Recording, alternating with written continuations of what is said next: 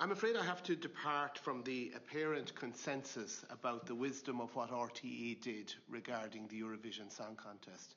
I am all for maximum pressure being put on Israel over illegal settlements, over indiscriminate killing in Gaza, including journalists, but I am not at all sure that RTE should be in the vanguard of such very politicised activity.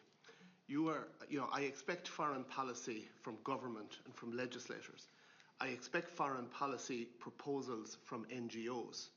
I don't expect big, significant decisions that are strongly link Ireland in with a particular point of view being taken by a committee of people whose names I don't know and who are not primarily paid to make political decisions.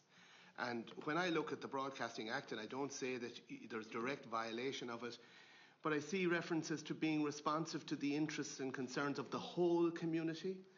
I see references to have regard to the need for the formation of public awareness and understanding of the values and traditions of countries other than the state. And I hear you referencing then, Kevin, that a widespread public support for the decision. Well, I think that's when you should be most nervous. Management of anything by opinion poll is dangerous territory. And I would ask you,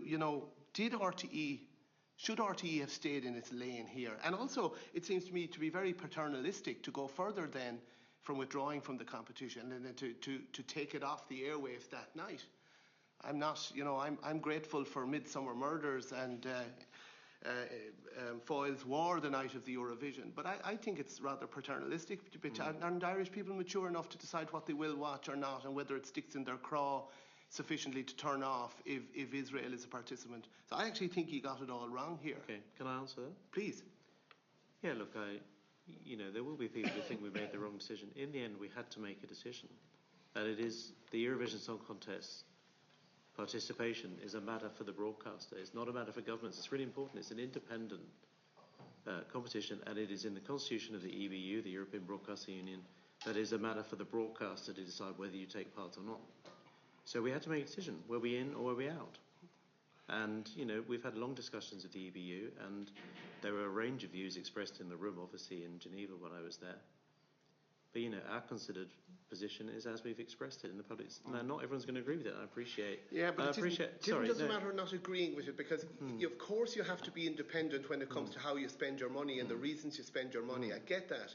But actually, once you veer into foreign policy, I don't think it's at all clear that you should act independently of the state. Because you're not just an NGO. You carry Ireland's name and reputation. Yeah. And I actually think that this is the wrong judgment call. Okay, well, you think it's the wrong one. The majority of people here. And I think you're right, by the way. There's always a danger in, bowing your knee to overall public. Well, you see, you took coverage of the Qatar, the Olympic, of the World Cup in Qatar, and God knows what the Qatari government does to people in its own country, or it pays for around the world.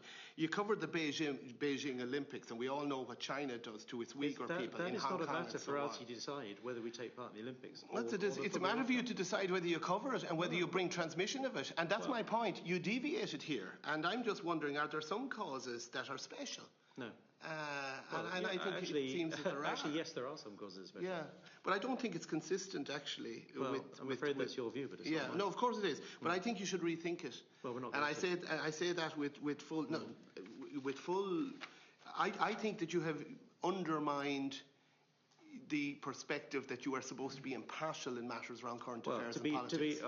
To be perfect. That's a statement. I'm not asking you necessarily for a response. But it's also a statement that can't go unchallenged. It's really important, and we've touched on this before. The independence, impartiality, and accuracy of RTE News and Current Affairs is absolutely paramount. Now, this was a corporate decision by RTE. Yeah. As we've seen before, News and Current Affairs make their own judgments.